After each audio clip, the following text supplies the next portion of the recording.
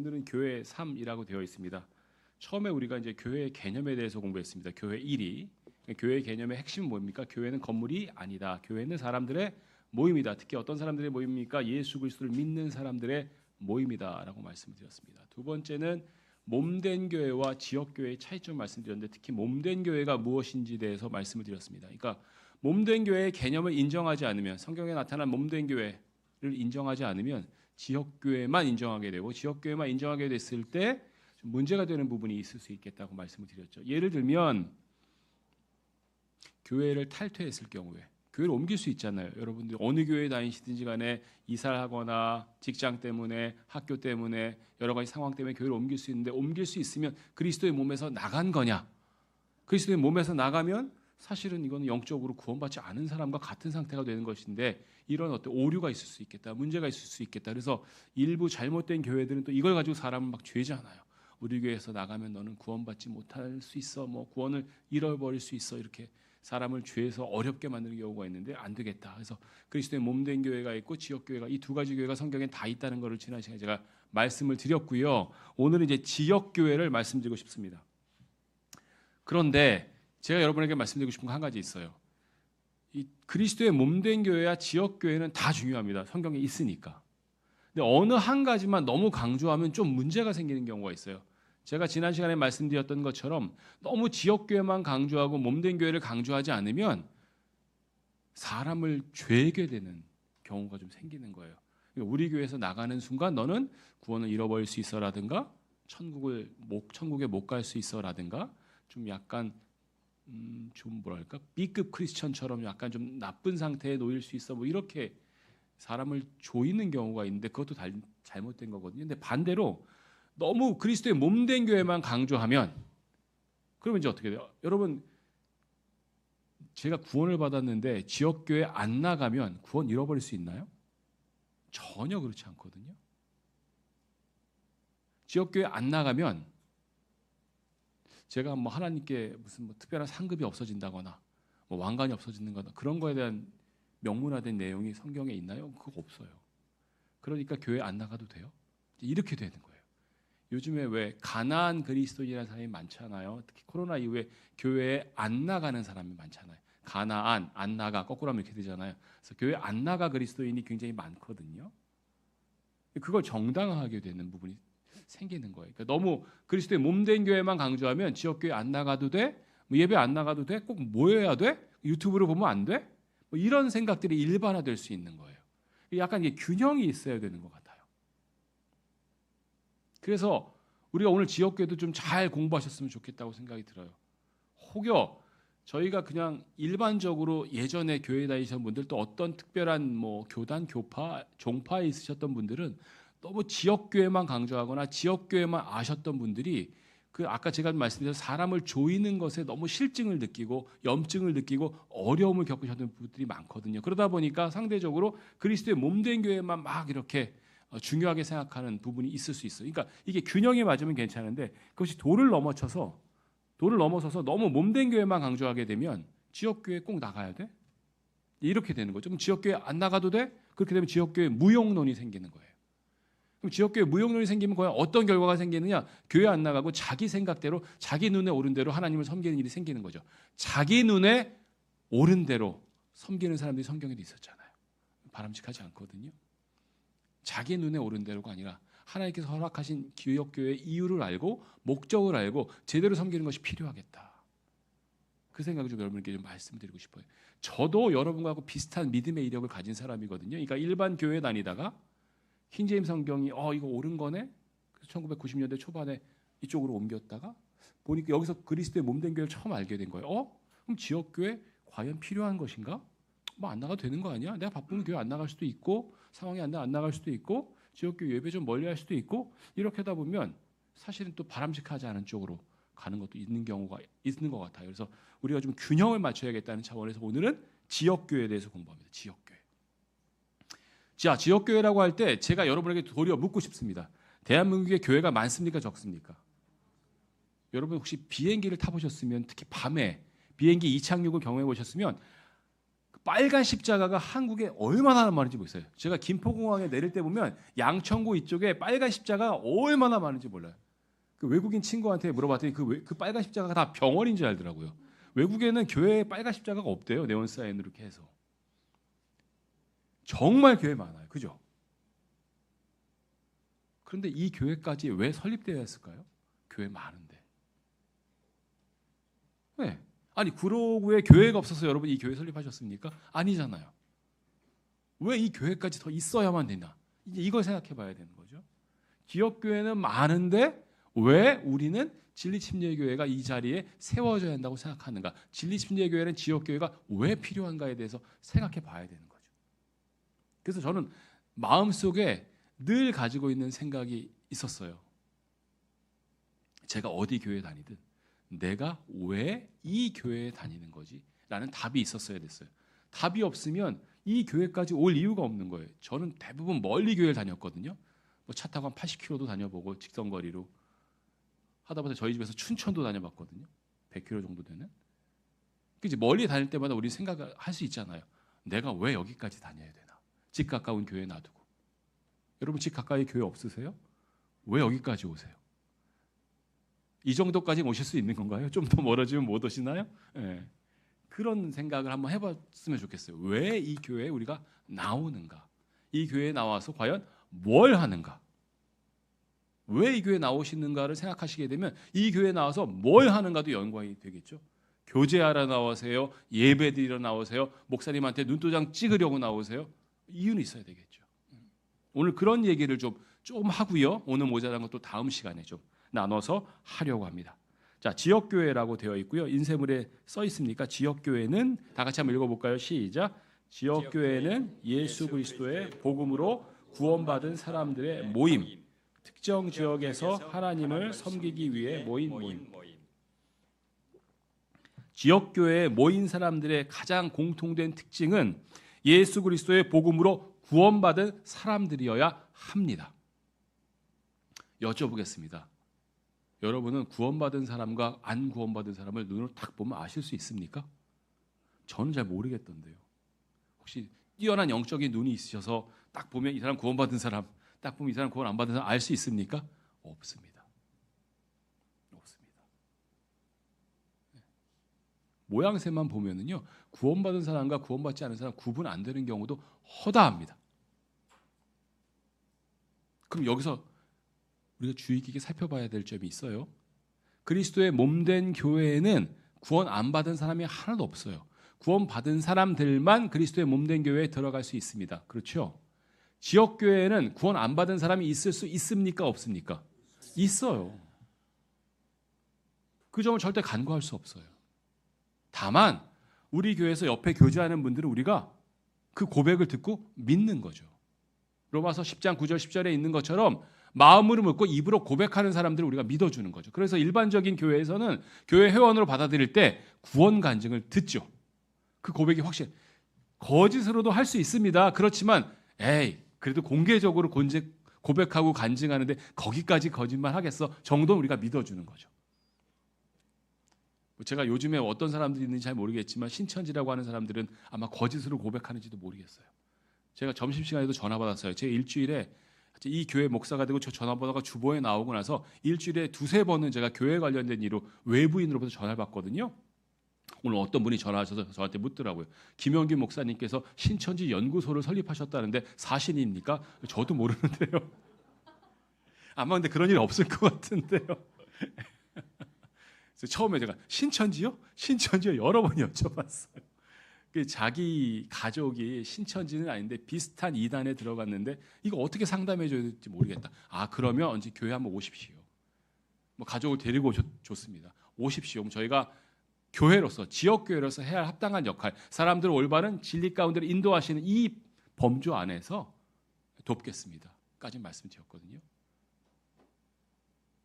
그러니까 우리 주위에 이제 잘못된 지역교회의 관 때문에 고통받는 사람들도 굉장히 많은데 우리가 간과하지 말아야 될 것은 지역교회 내에는 구원받지 않은 사람들도 있을 수 있다는 것. 그래서 지역교회 회원으로 받아들일 때는 구원 간증을 기본적으로 듣게 하는 이유가 그것 때문이에요. 적어도 공개적으로 고백했을 때 우리가 믿어주고 회원으로 받아들인다는 거죠.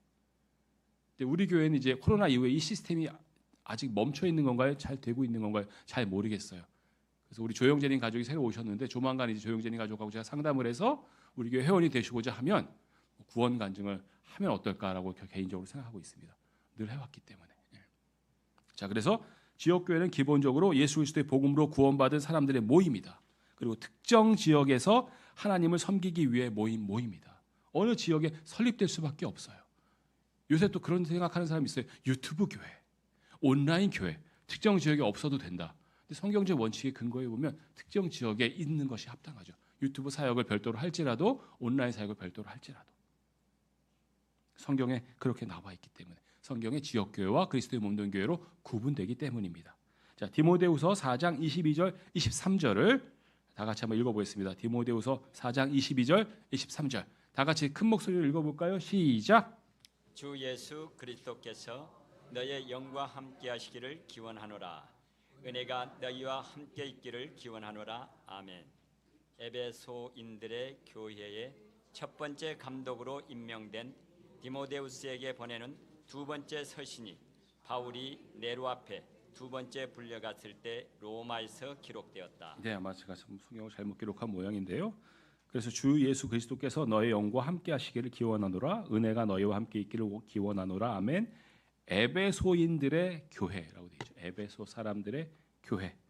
자, 지역 교회를 지칭할 때 처음에 어디 사람들의 교회, 서울 사람들의 교회, 구로에 사는 사람들의 교회 이렇게 처음에 지칭을 했다는 것을 알 수 있습니다. 에베소라는 지역이 굉장히 큰 지역이거든요. 서울보다 훨씬 큰 지역이거든요. 그 근처에 한 교회가 있었다. 그리고 한 교회가 있다가 나중에 지역적 편의를 위해서 여러 교회로 아마 나눠졌을 것으로 저희는 추측을 하고 있습니다. 그 교회의 첫 번째 감독으로 임명된 디모데우스에게 보내는 두 번째 서신이라고 되어 있거든요. 그래서 어디 사람들의 교회라고 지칭했다는 것. 지역 교회도 중심은 건물이 아니라 그 지역에 있는 사람들이 중심이라는 걸 꼭 기억하셔야 됩니다. 그 지역에 있는 사람들이 중심입니다. 사실 요즘같이 교통이 많이 발달했을 경우에는 특정 지역에 한정 짓기 쉽지 않죠. 옛날에는 걸어 다녔으니까 아마 40km만 하더라도 하루 종일 걸어야 되는, 하루로도 못 걷는지 몰라요. 그런 거리를 다녔다면 지금은 워낙 자동차 등의 교통수단이 좋아서 어지간한 지역 정도는. 그래서 여기 교회에 나오신 분들 중에 서울에 사시는 분들도 계시고 이 인근에 사시는 분들도 계시고 경기도에서 또 저 멀리서 오신 분들도 계시잖아요. 그런 분들도 다 모두 이 지역 교회의 한 지체로서 크게 무리가 없다라고 생각이 되어집니다. 자, 베드로전서 5장 13절 말씀을 같이 한번 읽어볼까요? 베드로전서 5장 13절 말씀입니다. 시작. 너희와 함께 택함 받은 바빌론에 있는 교회가 너희에게 문안하노라. 그리고 나의 아들 마르쿠스도 그리하기니라. 무엇 인들의 교회, 무엇 사람들의 교회가 첫 번째 이름 중에 하나고요. 지역 교회. 두 번째는 어디에 있는 교회라고 되어 있습니다. 어디에 있는 교회. 그래서 지금도 이와 같은 명칭의 중요성을 두고 어떤 교회의 이름은 어디에 있는 교회 이렇게 하는 경우도 있습니다. 그래서 바빌론에 있는 교회가 너희에게 문안한다. 교회를 하나의 단체로서 교회 전체가, 물론 당연히 그 교회 사람들을 얘기하겠죠. 그 교회 사람들이 문안한다는 얘기를 하고 있습니다. 자, 그러면 한 지역에는 한 교회만 있었을까요? 가톨릭 같은 경우도 그렇고 일부 어떤 종교 조직 같은 경우에도 그렇고 마치 중앙에서 헤드쿼터가 딱 있고 각 지역마다 이렇게 조직을 나누듯이 이렇게 교회를 만드는 경우도 있는 것 같은데, 그래서 한 지역에 절대 두 개의 교회가 설립될 수 없는 그런 원칙을 세우는 경우도 있는 것 같아요. 마치 파리바게트처럼. 그런데 성경은 꼭 그런 건 아닌 거라고 얘기하는 것 같아요. 갈라디아서 1장 2절 말씀 같이 볼까요? 갈라디아서 1장 2절 말씀 같이 읽어볼까요? 시작. 나와 함께하는 모든 형제들은 갈라디아의 교회들에게 편지하노라. 자, 갈라디아의 교회가 몇 개 있었을까요? 적어도 2개 이상 있었겠죠. 그러니까 갈라디아의 교회들이겠죠. 갈라디아의 교회가 처음에는 하나가 있었을 거예요. 근데 그 교회가 성장하면서 나눠질 수 있었겠죠. 멀리서 오는 사람들의 편의를 위해서. 그래서 갈라디아의 교회들이 되었을 거라고 생각을 하거든요. 뭐 우리 교회도 나중에 여건이 되면 또 이렇게 나눌 수 있겠다는 생각을 저도 하는데 기본적으로는 그래서 한 지역에 여러 교회의 교회가 있는 것이 문제가 되지 않는다라고 생각을 합니다. 그래서 갈라디아에 있는 교회들이나 한 지역에 복수의 교회들이 있었다는 사실 여러분이 기억하시면 좋을 것 같습니다. 자, 두 번째, 그럼 지역 교회는 왜 존재합니까? 목적이 뭡니까? 지역 교회의 목적, 이게 분명해져야 되겠죠. 이 교회의 목적도 성경에 있는 이 원칙에 준해야 되지 않겠습니까? 이 교회의 존재 목적도, 설립 목적도 오늘 그 부분을 좀 천천히 좀 보고 싶은데요. 에베소서 4장 11절부터 16절까지의 말씀입니다. 에베소서 4장 11절부터 16절까지의 말씀. 같이 한번 그리고 읽어볼까요? 시작. 그리고 그분께서는 어떤 이들을 사도들로 또 어떤 이들을 예언자들로 또 어떤 이들을 복음 전도자들로 또 어떤 이들을 목양자들 곧 선생들로 주셨으니 성도들을 완전하게 하려 하시며 사역의 일을 하게 하려 하시며 그리스도의 몸을 세우게 하려 하시며 마침내 우리 모두가 믿음의 일치와 하나님의 아들의 지식의 일치에 도달하여 하나의 완전한 사람에 이르게 하고 그리스도의 충만하심에 장성한 분량에까지 이르게 하려 하시며 우리로 하여금 앞으로는 더 이상 아이들이 되지 않고 사람들의 교묘한 속임수로 인하여 또 속이려고 엎드려 기다리는 자들의 교활한 꾀로 인하여 이리저리 흔들려 온갖 교리의 풍조에 밀려다니지 아니하며 오직 사랑 안에서 진리를 말하고 모든 일들 가운데 그분 안으로 성장하게 하려 하심이라. 그분은 머리시니 곧 그리스도시라. 그분으로부터 몸 전체가 다 같이 적합하게 결합하고 모든 마디가 저마다 공급하는 것으로 가득 채워지나니 각 부분의 분량 안에서 효과적으로 역사하심에 따라 몸을 성장하게 하시어 스스로 사랑 안에서 세우는 데까지 이르도록 하시느니라. 아멘. 자, 교회가 해야 할 일들, 목적들이 나와 있습니다. 성도들을 세워주고 양육하고 가르치고 강건하게 하는 일들을 해줘야 된다는 거죠. 그러니까 지역교회에 나오지 않으면 어디서 이 일을 하겠습니까? 반대로 지역교회가 이 일을 하지 않으면 어느 단체가 이 일을 하겠습니까? 이건 지역교회가 해야 할 일이고 다른 단체가 하는 것은 좀 지역교회 부족함 때문에 생긴 부수적인 상황은 아닌가라는 생각을 하게 됩니다.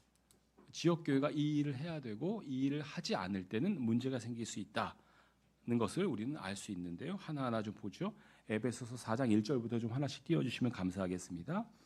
에베소 4장 11절 한번 제가 다시 읽어볼게요. 그리고 그분께서는 어떤 이들을 사도들로 또 어떤 이들을 예언자들로 또 어떤 이들을 복음 전도자들로 또 어떤 이들을 목양자들 곧 선생들로 주셨으니 이건 교회 내에 주어진 다양한 은사들, 선물들을 이야기합니다.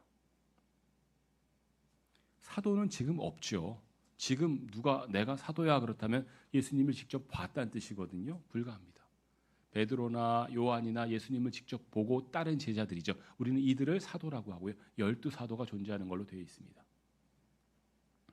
또 어떤 이들은 예언자들로 하나님의 말씀, 성경 말씀 그 자체가 예언이 될 수 있는데 초기에는 성경 말씀이 확립되지 않았을 때 아마 하나님 말씀 예언한 사람들이 있었을 것이라고 되지만 하나님 말씀이 완성된 이후에는 특별하게 이런 은사가 주어지지는 않습니다. 또 어떤 이들은 복음 전도자들로 복음 전도 잘하시는 은사가 있으신 분들이 계시죠. 또 어떤 이에는 목양자들 곧 선생들 말씀을 잘 가르치는 은사가 있는 분들이 계십니다. 이런 은사들이 각자 역할들을 다 해야 되는데 성경에 나타난 이 은사만 있을까요? 저는 그렇게 생각하지 않는데요. 교회 내에서 유용한 은사들은 이것 말고도 많습니다. 제가 점심 먹으면서도 얘기했는데 우리 교회 운동을 잘하는 분들이 계시더라고요. 오늘 점심 먹으면서 뵀던 그분은 120kg 바벨을 들고 스쿼트를 한대요. 저는 맨몸 스쿼트도 10번 하면 힘든데 120kg 운동을 잘하는 것도 은사라고 할 수 있죠. 또 어떤 주님을 위해서 쓰일 수 있다면 다 은사죠. 그렇죠? 어떤 분은 설거지하는 분도 계시고 음식 준비하는 분도 계시고 제가 사실은 아까 막 정리하시는 분들도 뵀거든요. 자기가 할 수 있는 범위 내에서 교회를 위해서 섬기는 다양한 은사를 가지고 섬기시는 분들이 우리 교회 굉장히 많은데 그런 다양한 은사들이 우리에게 다 주어졌습니다. 그런 은사들이 각자 다 하실 때 이 교회가 잘 굴러가는 거고요. 그런 은사들이 잘 안 되면 이 교회가 잘 안 굴러가는 거죠. 잘 안 된다는 것은 두 가지 중에 하나예요. 누가 하겠지라고 막연하게 기대는 것이거나 아니면 내가 안 해도 잘 되겠지라고 생각하는 거예요. 확실한 것은 여러분이 안 하시면 우리 교회는 할 사람이 없습니다. 네, 없습니다. 그래서 그런 얘기도 나오더라고요. 정 안 되면 외부에서 사람을 사야 되나? 청소가 안 되면 외부에서 사람을 사야 되나? 뭐 이런 얘기도 음식이 어려우면 사야 되나? 뭐 도시락을 먹어야 되나? 뭐 이런 얘기도 제가 수요일 날 좀 어떤 분들하고 나누긴 했었는데 가급적 우리 안에서 은사들로 그런 교회 일들이 좀 채워지기를 바랍니다. 자, 이런 다양한 은사들을 왜 주셨느냐? 12절에 보니까 성도들을 완전하게 하려 하시며 하나님의 목표는 우리 모두가 다 완전하는 게 우리 모두가 하나님 보시기에 완전하게 되는 게 목표예요. 그 완전하게 되려면 교회 내에 다양한 은사로 섬김들이 필요하다는 거죠. 누구 하나로 될 수 있는 게 절대 아닙니다. 사역의 일을 하게 하려 하시며 결국 뭐의 목표는 그리스도의 몸을 세워야 되겠다. 그리스도의 몸을 세우기 위해서 다양한 은사들이 주어졌고 다양한 은사들이 섬김이라는 도구로 교회 내에서 구현되고 발현되어야겠다가 성경 말씀입니다. 그래서 13절 보니까 마침내 다 같이 한번 읽어볼까요? 시작. 마침내 우리 모두가 믿음의 일치와 하나님의 아들의 지식의 일치에 도달하여 하나의 완전한 사람에 이르게 하고 그리스도의 충만하심에 장성한 분량에까지 이르게 하려 하심이라. 여러분 믿음의 일치 있습니까? 우리 교회 내에 지역 교회 내에 믿음의 일치가 있습니까? 여러분 다 똑같은 거 믿으세요? 여러분 지식이 다 같으세요? 여러분 아시겠지만 우리는 성경에 관한 한 이 교회가 추구하는 바는 분명합니다. 영어 킹제임스 성경을 하나님의 최종 권위로 믿고 있습니다. 그런데 이제 번역하는 부분에 대해서 좀 뭐 다른 부분이 있을 수 있습니다. 다른 생각 가진 사람이 있을 수 있습니다. 또 특정한 교리에 대해서 다소 다른 생각 가진 사람이 있을 수 있습니다. 그럼에도 불구하고 성경은 뭐라 그랬냐면은 믿음의 일치와 지식의 일치라고 얘기하고 있습니다. 두 가지 가능성을 얘기할 수 있습니다. 하나는 중심이 되는 내용, 기본이 되는 내용에 대한 일치를 얘기할 수 있고요. 또 한 가지는 교회 내에서 그리스도의 몸을 위하여 다른 부분을 내가 두드러지게 강조하지 않는다는 뜻입니다. 자, 여러분 뭔가 성경에 대한 지식이 넘치셔서 새로운 내용을 알았어요. 교회 내에서 주변에 있는 형제들에게 얘기할 수 있습니다. 얘기할 수 있는데 그것이 논쟁적이 되고 논박이 되고 교회 내에 갈등이 된다면 그건 바람직할까요? 바람직하지 않을까요? 저는 바람직하지 않다고 생각해요. 그것을 절제하고 일치의 면으로 자꾸 가져올 때 그것이 여기서 말하는 믿음의 일치와 지식의 일치가 된다고 생각하고 그것이 하나의 완전한 사람에 이르게 하며 충만하심에 장성한 분량까지 이르게 한다고 저는 믿습니다. 그것이 중요한 것이죠. 우리 각자가 뭐 공부하다 보면 잘하는 과정에서 다른 생각이 있을 수 있죠. 근데 그 다른 생각을 어떻게 표현할 거냐? 교회에 도움이 되는 방향으로, 교회가 일치가 되는 방향으로 표현이 돼야 되겠죠. 분열이 되는 방향으로 이거 왜 이렇게 믿는 거야? 왜 목사님은 저렇게 가르치는 거야? 라기보다는 공통적으로 믿을 수 있는 부분에 대해 서로 세워주고 일치를 만들어주고 그게 여기 좀 얘기하고 있는 거예요. 그게 장성한 분량까지 이르는 거라는 거죠. 자, 14절 다 같이 한번 읽어볼까요? 시작. 우리로 하여금 앞으로는 더 이상 아이들이 되지 않고 사람들의 교묘한 속임수로 인하여 또 속이려고 엎드려 기다리는 자들의 교활한 깨로 인하여 이리저리 흔들려 온갖 교리의 풍조에 밀려다니지 아니하며 일치를 만들지 못하고 분열을 만드는 사람들을 성경은 뭐라 그래? 아이들이라 그런다. 아이들. 앞으로는 더 이상 아이들이 되지 않고 사람들의 교묘한 속임수로 인하여 교묘한 속임수에 넘어가면 안 돼요. 또 속이려고 엎드려 기다리는 자들도 있거든요. 그들의 교활한 꾀로 인하여 넘어가면 안 돼요. 이리저리 흔들려 온갖 교리의 풍조에 밀려다니면 안 돼요. 핵심이 무엇이냐? 우리가 기본적으로 믿음의 일치와 지식의 일치를 통하여서 그리스도의 충만하심에 장성한 분량에 이르고 완전한 하나의 완전한 사람에 이르게 하는데, 이것이 교회가 지향해야 될 목표가 있고 교회가 그것을 가르치고 그것을 목표로 양육해야 된다고 성경은 이야기하고 있습니다. 그것을 위하여서 구체적으로 해야 될 일이 뭐냐? 15절 읽어볼까요? 오직 시작. 오직 사랑 안에서 진리를 말하고 모든 일들 가운데 그분 안으로 성장하게 하려 하심이라. 그분은 머리시니 곧 그리스도시라. 다 아시는 말씀이시죠? 사랑 안에서 진리를 말해야 돼요? 진리 안에서 진리를 말해야 돼요? 사랑 안에서 진리를 말하라고 했잖아요. 우리 쪽에 계신 분들, 제가 이렇게 말씀드려도 될지 모르겠어요. 우리 쪽에 계신 분들이라고 하는, 옛날부터 킹제임스 성경을 본다고 하는 분들이 제일 약한 부분 중에 하나가 이거예요. 사랑 안에서 진리를 말하는 게. 진리를 말하는 거 맞아요. 그런데 너무 과격하고 좀 피폐해요. 어렵고 힘들어요. 듣기가 어려워요. 저렇게밖에 말할 수 없나? 네. 이게 저 스스로에 대한 자문이고요. 저 스스로에 대한 반성이에요.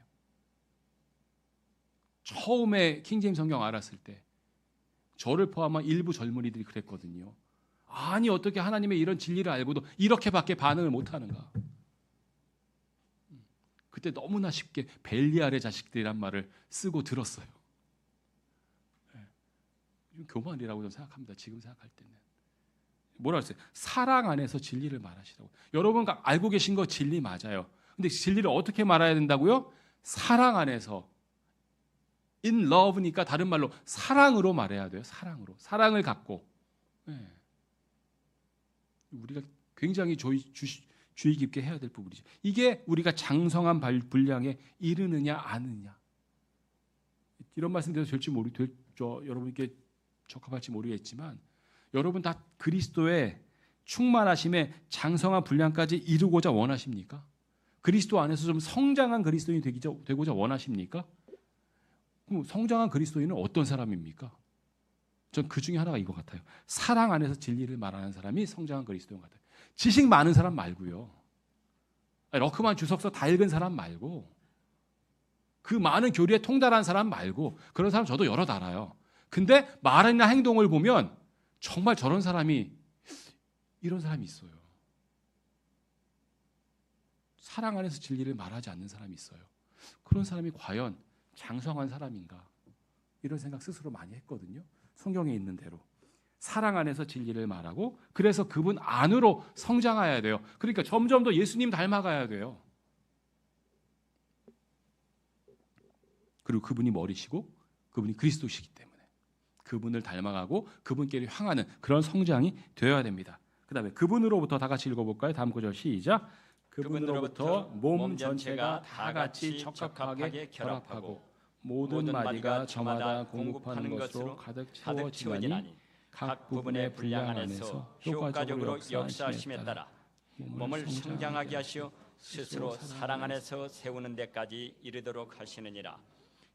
여러분 정형외과에 가끔 가실 일이 있으십니까? 저는 이제 근골격계 질환이 좀 생기면서 정형외과에 가는데, 정형외과에서 엑스레이를 찍을 때 왼쪽 다리가 아프면 왼쪽 다리만 찍지 않습니다. 오른쪽 다리도 같이 찍어요. 왜냐하면 사람마다 생긴 모양이 다 달라서 왼쪽 오른쪽 균형이 똑같으면 문제가 없는 거예요.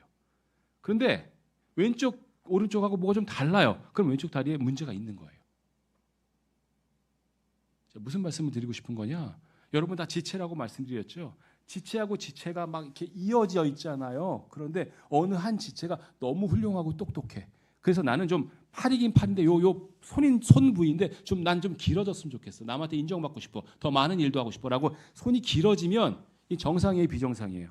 왼팔만 길어지잖아요. 정상이 아니에요. 적합하게 결합하고 맞춰줘야 돼요. 교회는 그런 거예요. 하나님께서 만들어주신 그리스도의 몸은 그런 거예요. 여러분 한 명 한 명 다 훌륭하고 귀한 분이라고 제가 지난주에 말씀드렸어요. 그건 하나님께서 보시는 관점이고요. 그렇다고 어느 한 사람이 나는 너무 잘났어, 난 저 사람하고 달라, 좀 더 길었으면 좋겠고 좀 더 컸으면 좋겠고 좀 더 머리를 세웠으면 좋겠어 라고 하면 몸에서 균형이 맞아요, 안 맞아요? 안 맞아요. 뭔가 비정상이 되는 거예요. 그 자체가 문제가 된다고요. 그러니까 목표는 뭐가 돼야 되냐면은 다른 사람을 세워주는 쪽으로 가야 돼요. 내가 더 튀려고 하면 그 자체가 몸이 안 맞거든요. 몸이 비정상이 돼요. 그것보다는 이 몸을 못 맞추고 있는 사람을 위해서 내가 뭘 좀 더 할까? 내가 저 사람을 어떻게 세워줄까? 그래서 저 사람이 이 몸의 일부로 균형 있게 받아들일 수 있을까? 이걸 고민하신다면 그것이 장성한 분량이요 성장한 교회가 되는 거고 성장한 그리스도인이 되는 거라고 저는 생각합니다.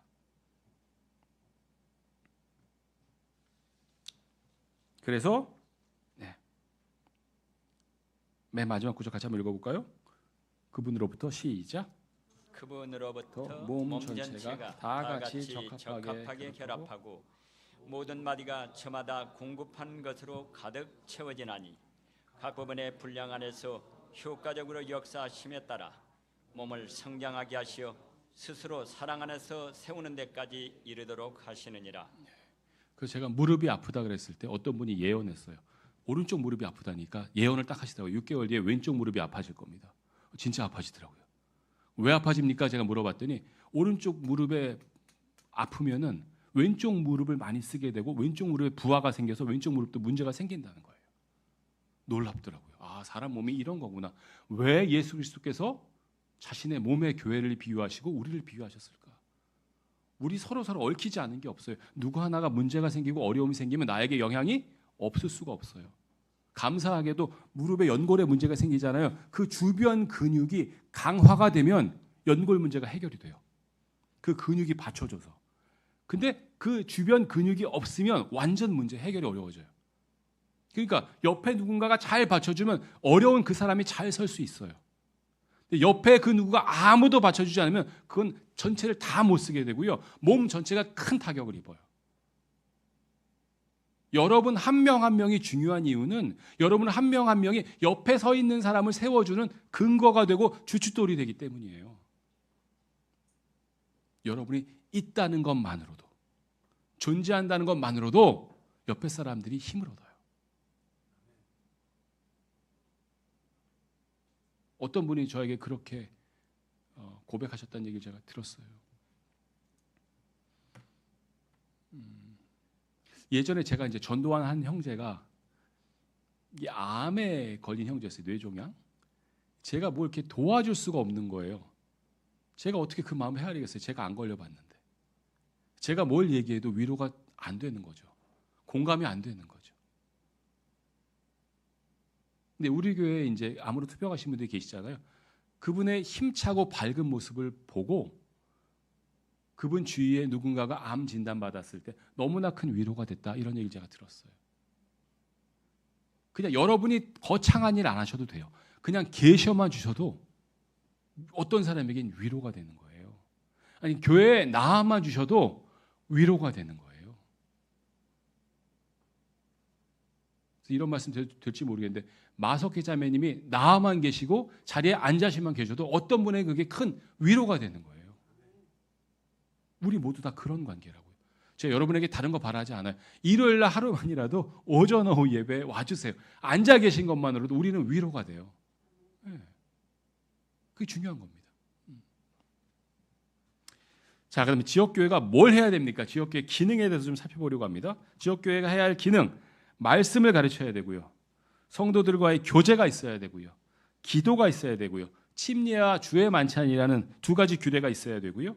하나님의 은혜와 능력을 증거해야 되고 서로 돕는 일과 사역을 해야 되고 구원받는 사람을 더해야 되고 하나님을 찬양하는 일들이 있어야 됩니다. 이 모든 일들이 지역교회에 있어야 됩니다. 사도행전 2장 41절부터 47절까지의 말씀을 같이 한번 읽어보겠습니다. 하나하나 같이 한번 읽어볼까요? 사도행전 2장 41절부터 먼저 한번 읽어볼까요? 시작. 그때 그의 말을 흡족하게 받아들인 자들은 침례를 받았더라. 그리고 같은 날 그들에게 약 3,000명의 혼들이 더해졌더라. 누군가가 전했으니까 그의 말을 흡족하게 받아들였겠죠. 전하는 사람이 있을 겁니다. 우리 교회도 아마 열심히 전하시는 분들이 계시죠. 그 다음에 뭐가 있었어요? 침례를 받았어요. 침례를 주는 사람도 있었고 침례를 받는 사람들도 있었고 우리 교회도 이 일이 앞으로 계속 있어야 되겠죠. 그리고 같은 날 그들에게 약 3,000명의 혼들이 더해지더라. 교회에 더해지는 사람들도 있고 이게 지역교회의 당연한 일들입니다. 자, 그 다음에 42절 같이 한번 읽어볼까요? 그리고 시작. 그리고 그들이 확고하게 사도들의 교리와 교제 안에 계속 있으며 빵을 찢는 일과 기도들을 지속하였더라. 교리가 중요하지 않다는 거 아닙니다. 중요합니다. 특히 올바른 진리가 없어서 올바른 지식이 없어서 고통당하는 사람이 많은 요즘에 올바른 교리는 중요합니다. 근데 교리와 더불어서 뭐가 있어야 돼요? 교제가 있어야 돼요. 그래서 수요일 날 많은 분들하고 제가 말씀을 나누면서 배운 게 우리 교회에도 이 교제가 좀 풍성했으면 좋겠다. 주일 날 오후 예배 끝나고 좀 많이 남아서 먹고 마시면서 교제했으면 좋겠다. 아까 점심 먹으면서도 옆에 있는 형제님들과 제가 그런 말씀 나눴거든요. 우리 교회가 그런 여건들이 이제 갖춰지면 좋겠다. 앞으로 또 교회가 옮겨지게 되면 그런 여건들이 새로 옮길 교회의 바베큐 장소가 괜찮은 곳이 좀 3층에 있어 보여서 그런 것도 우리가 좀 많이 했으면 좋겠다. 음식을 많이 드시고 얘기 나눌 수 있는 공간과 여건을 만들어드리면 좋겠다. 말씀 나눴습니다. 교제 중요합니다. 교리만 중요해요? 아니에요. 어떤 분은 교리만 중요해. 내 성경 공부만 중요해. 다른 사람 아무 생각이 없어. 이거 합당하지 않아요. 교제만 중요해도 안 돼요. 교회 와서 먹고 마시는 것만 관심이 있어. 올바른 성경 말씀을 배우는데 관심이 없어. 이것도 안 돼요. 균형이 있어야 돼요. 교리도 있고 교제도 있어야 됩니다. 그 가운데 뭐예요? 빵을 찢고 먹고 마시면서 예수님 기억하는 것도 있어야 되고 기도들도 있어야 됩니다. 서로를 위해서 기도해 주는 것도 있고 교회 전체의 기도 제목을 위해 기도하는 것도 있고 자기의 기도 제목을 나누는 것도 있을 수 있습니다. 자, 그다음에 그리고 읽어볼까요? 시작. 그리고 모든 혼의에 저마다 두려움이 임하였으니 많은 이적들과 표적들이 사도들에 의하여 행하여졌더라. 예. 지금은 이적과 표적이 필요가 없습니다. 성경 말씀이 분명하게 있기 때문에 하나님을 증거할 수 있기 때문에 물론 하나님께서 필요하면 주시겠지만 더 중요한 것은 우리 교제하는 가운데에서 두려움도 얘기할 수 있습니다. 사랑의 교제 당연히 중요하고요. 근데 우리 하나님께서는 사랑의 하나님이기도 하시지만 공의의 하나님이기도 하십니다. 그 말씀 가운데 우리 교제를 나누면서 서로 그런 것들도 얘기할 수 있을 것 같고요. 그다음에 또 믿는 자들 시작. 또 믿는 자들 모두가 함께하였고 모든 것들을 공동으로 소유하였으니. 그래서 예전에 사회 시간에 혹시 배우셨습니까? 원시공산제, 고대 노예제. 그래서 우리도 막 모든 거 다 팔고 공동 소유합니까? 그때는 아마 재림을 사모하는 마음이 너무 커서 일시적으로 그렇게 했던 것 같아요. 그래서 각각의 모든 사람이 같이 읽어볼까요? 시작. 각각의 모든 사람이 지닌 필요에 따라 자신들의 소유들과 재화들을 팔아 그것들을 모든 사람들에게 분담하였더라. 그때는 그래서 그랬던 때가 있었어. 예수님의 재림이 금방 이루어질 거라고 생각해서 이 땅에 소망을 두지 말고. 여러분들 꼭 이렇게 안 하셔도 됩니다. 지금 당장 재산 안 파셔도 괜찮아요. 그런데 중요한 것이 있어요. 그럼에도 불구하고 마음이 재산에 있어야 돼요? 주님께 있어야 돼요? 그건 동일합니다. 자, 그다음에 그리고 다 같이 읽어볼까요? 시작. 그리고 그들이 매일 성전 안에서 한 뜻이 되어 계속 거하여 집집마다 돌아가며 빵을 찢고 자신들의 음식을 하나된 마음으로 즐겁게 먹으면서. 맨날 성전 안에서 일은 안 하고 우리가 다 모여서 이렇게 교제만 하면은 밥 먹고 살 게 없잖아요. 그러니까 일도 하셔야 되죠. 일도 하셔야 되는데 중요한 것 한 뜻이 되어서 서로 교제하고 같이 음식을 나누고 하나 되는 마음으로 즐겁게 먹고 이런 일들은 많이 있으면 좋겠다. 그렇다고 여러분 교회 날마다 나오라 그거 아니에요. 마음이 그랬으면 좋겠다. 여건이 되는 만큼. 남자들은 기본적으로 뭘 해야 돼요? 가족을 부양해야 돼요. 직장 안 나가고 교회만 와 있으면 어떻게 되겠어요? 큰일 나요. 안 돼요. 더 큰 원칙 가정을 지켜야 돼요. 자매들도 마찬가지예요. 아이 내팽개치고 교회 와서 안 돼요. 아이 키우셔야 돼요. 그 다음에 여유 시간 있으면 교회 자주 나와서 음식도 나누고 교제도 하고 말씀도 나오고 좋습니다. 이제 교회가 이제 옮겨가게 되고 여러 가지 여건들이 좀 맞으면 수요일에도 모일 수 있고 금요일에도 모일 수 있고 여러 가지 모일 수 있는 기회들도 만들려고 하고요. 또 모여서 여러분 또 편하게 드시면서 나눌 수 있는 공간도 좀 마련하려고 하거든요. 그래서 교회가 그렇게 교제하고 나눌 수 있는 중심 공간이 돼야 한다고 생각해요. 지역교회가. 그래서 그런 부분들이 좀 되면 좋겠다. 성경에 있는 것처럼. 자, 하나님을 찬송하였으니 시작. 하나님을 찬송하였으니 모든 백성에게서 호의를 얻었더라. 그리하여 주께서 교회에 그와 같이 구원받아야 할 자들을 매일 더해 주셨더라. 하나님을 찬송하는 일이 빠지면 안 되고요. 그래서 모든 백성에게서 호의를 입는 일도 중요합니다. 모든 사람에게 비난의 대상이 될 필요는 없습니다. 그래야 주께서 교회에 그와 같이 구원받아야 할 자들을 매일 더해 주셨다라고 성경은 이야기하고 있습니다. 이 모든 구절들을 볼 때 하나님의 말씀을 가르치는 일이 교회에 꼭 있어야 되고요. 교제가 교회 안에 있어야 돼요. 여러분도 교제를 좀 즐기셨으면 좋겠는데 제가 바라는 건 그래요. 그냥 모든 분들과 두루두루 교제를 좀 하셨으면 좋겠어요. 나하고 친한 사람하고만 교제하지 마시고. 교회가 꼭 유유상종일 필요는 없잖아요. 나하고 비슷한 사람, 나하고 비슷한 수준에 있는 사람, 비슷한 상황에 있는 사람하고만 교제하면 그건 그냥 사회 집단이잖아요. 교회가 아니잖아요. 그다음에 교회는 기도가 꼭 있어야 될 것 같고요. 당연히 침례와 주의 만찬, 빵을 떼는 일도 먹기 위한 빵을 떼는 것이 아니라 주의 만찬도 당연히 있어야 되겠죠. 그다음에 하나님의 은혜와 능력을 증거하는 일도 교회에 있어야 되고요. 또 서로 돕는 일, 구제하는 일, 또 구원받는 사람을 더하는 일, 또 찬양하는 일들도 있어야 됩니다. 이 모든 일들이 지역교회의 기능입니다. 이 일들이 원활하게 잘 굴러갈 때 진리침례교회의 설립 목적에 부합하는 하나님의 뜻에 부합하는 그리스도의 몸의 일부로서 우리가 자라갈 수 있다고 생각합니다. 정리하겠습니다. 지역교회에 흔히 네 가지의 특성이 있다고 얘기합니다. 첫 번째, 구원받지 못한 사람들이 지역교회에 있을 수 있습니까? 없습니까? 자, 그럼 어떻게 해야 돼요? 구원받지 않은 것 같은 사람이 있어요. 어떻게 해야 돼요? 나가십시오 해야 되나요? 아니요. 끌어당겨야죠. 어떻게 해요? 어떻게 끌어당겨요? 어떻게 끌어당길까요? 호의를 베푸십시오. 친절을 베푸십시오.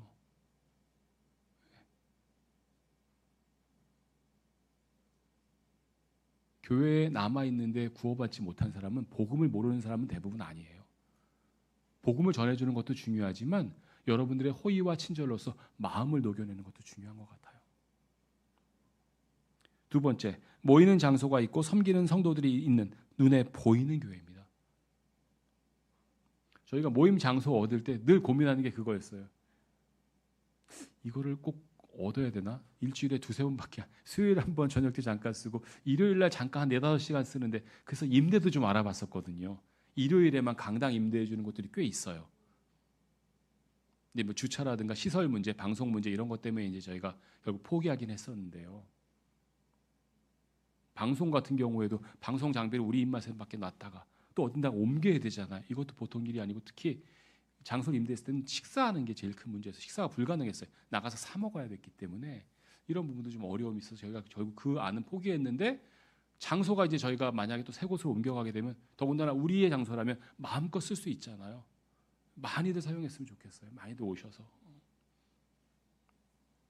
자, 그다음 세 번째로 지역교회는 복수로 전 세계에 퍼져 있는 교회라는 것. 우리 교회만 교회인가요? 한번 여쭤볼게요. 진리침례교회만 교회입니까? 다른 교회는 교회 아닙니까? 제가 아까 말씀드렸잖아요. 모든 지역교회는 구원 안 받은 사람들이 섞여 있을 수 있는데 그런 관점에서 우리 교회만 교회인가요? 아닙니다. 아닙니다. 네. 세상에 많은 교회 있을 수 있습니다. 구원받은 사람들이 모인 곳, 한 지역에 있으면 다 지역교회가 될 수 있습니다. 네 번째, 교회에는 직분과 직무가 있습니다. 교회 공식 직분은 감독과 집사가 있고요. 그 외에도 다양한 직무, 일들이 있습니다. 교회를 섬기는 다양한 일들이 있습니다. 그래서 제가 오전에 좀 부탁을 드렸었죠. 교회 일들을 제가 쭉 나열했습니다. 여러분들이 하실 수 있는 일을 좀 알려주시면 그런 일들이 골고루 분산해서 어느 한 사람에게 너무 많은 과한 짐이 지워지지 않도록 좀 해보려고 합니다. 그래서 여러분이 도와주셔서 그런 짐들을 좀 각자 나눠주시면 그런 직무들을 좀 나눠주시면 좋겠다라고 생각을 합니다. 자, 오늘 여기까지 하겠습니다. 기도하고 마치겠습니다.